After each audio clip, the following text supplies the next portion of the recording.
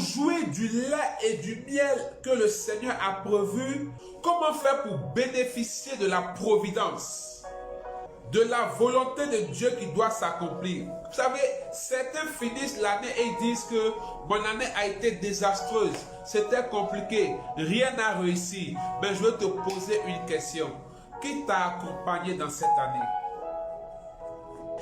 Qui a marché avec toi en cette année? Qui a marché avec toi en cette année? Qui t'a précédé? Le Seigneur a dit à Moïse, levez-vous dans le livre d'Exode chapitre 33. Je lis la parole de Dieu. Exode chapitre 33. Le Seigneur a dit à Moïse, levez-vous et partez. Moïse lui a dit, si tu ne te mets pas au devant de nous, nous ne partirons pas. Moïse lui a dit, si tu ne te mets pas au devant de nous, nous ne partirons pas. Parce que pour Moïse, sans Dieu, on ne peut rien. Frères et sœurs, sans Dieu, on ne peut rien réaliser. Sans Dieu, on ne peut rien accomplir. Et il a compris ça. Il a compris ça. Il a compris ça, frères et sœurs.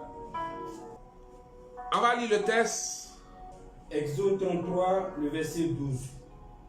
Moïse dit au Seigneur. Moïse dit au Seigneur. Écoute Seigneur. Écoute Seigneur. Tu m'as ordonné de conduire ce peuple, mais tu ne m'as pas indiqué qui tu veux envoyer pour m'aider. Pourtant tu m'as choisi spécialement et tu m'accordes ta faveur. C'est toi qui l'as affirmé. Eh bien, puisque j'ai ta faveur, fais-moi connaître tes intentions. Ainsi, je te connaîtrai vraiment, je bénéficierai pleinement de ta faveur. N'oublie pas que ce peuple, c'est le tien. Verset 14. Le Seigneur lui répondit, je viendrai en personne. Je viendrai en personne moi-même. Tu n'auras pas à t'inquiéter. Tu n'auras pas à t'inquiéter. Verset 15. Moïse reprit. Moïse reprit. Si tu renonçais à venir en si personne, tu ne viens pas toi-même, ne nous ordonne pas de partir. Ne nous ordonne pas de partir ici. Aïe, reprends le texte, mon fils. À partir du verset 12. Exode 33, verset 12 à 15. Écoute ce texte, s'il te plaît. Moïse dit au Seigneur. Moïse dit à Yahvé. Écoute, Seigneur. Vois, tu me dis. Tu m'as ordonné de conduire ce peuple, mais tu ne m'as pas indiqué. Arrête-toi là. Tu m'as ordonné de conduire ce peuple. C'est-à-dire que Dieu a confié une mission à Moïse, conduire le peuple d'Israël. Dieu t'a confié une mission. Je t'assure que c'est pas parce que tu dois vivre que tu es là. Dieu n'aime pas ce qui est stérile. Dieu n'aime pas ce qui ne produit pas.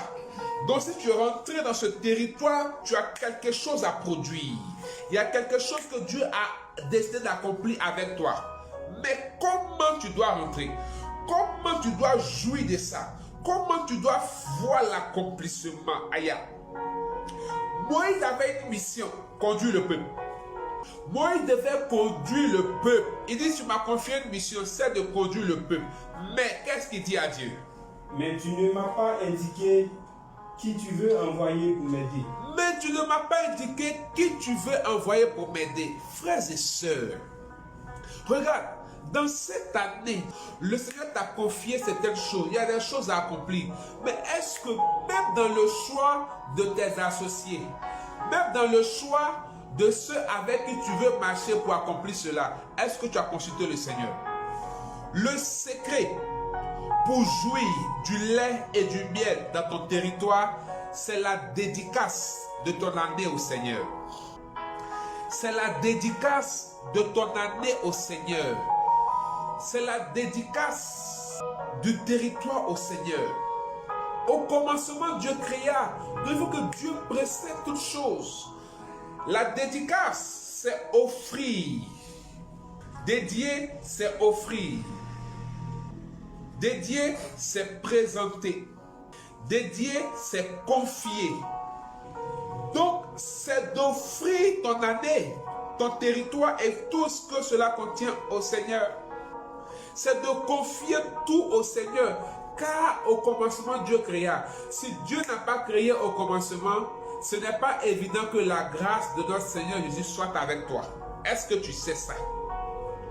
Si Dieu n'a pas créé au commencement, ce n'est pas évident que la grâce de notre Seigneur Jésus soit avec toi. Or, la grâce, c'est la faveur. Tout à l'heure, on va l'entendre, c'est la faveur. C'est ce qui est immérité. La grâce accélère et fait prospérer les choses dans notre vie. Donc, c'est la dédicace. Dédier, c'est ça. Dédier, c'est consacrer. Vous allez voir que dans la loi juive, par exemple, quand l'enfant naît, même Jésus n'a pas échappé à la règle.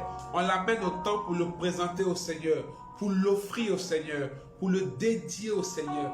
Est-ce que tu as dédié ton année au Seigneur? Janvier est le mois prémisse. Prémisse veut dire premier. Ou prince aussi veut dire premier. Prémisse, c'est le premier mois de l'année. C'est la porte d'entrée de l'année. Donc la manière de vivre ce mois, la manière de faire les choses dans ce mois, c'est une sémence. Tout ce qui est prémisse est sémence.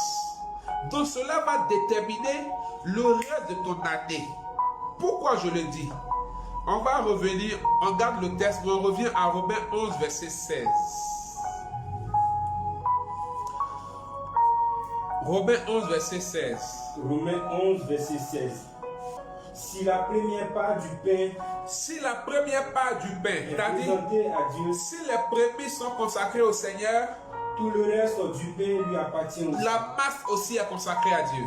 Si les racines ordinaires sont offertes à Dieu, si les racines sont offertes à Dieu, les branches lui appartiennent. Les branches lui appartiennent. Donc, ta manière, c'est vrai, tu as dit, mais pourquoi c'est aujourd'hui le berger vient nous enseigner ça? Pardon. Mais il reste encore une semaine. Notre Dieu est le Dieu du rachat. Éphésiens 5, il dit racheter le temps. Tu peux racheter le temps.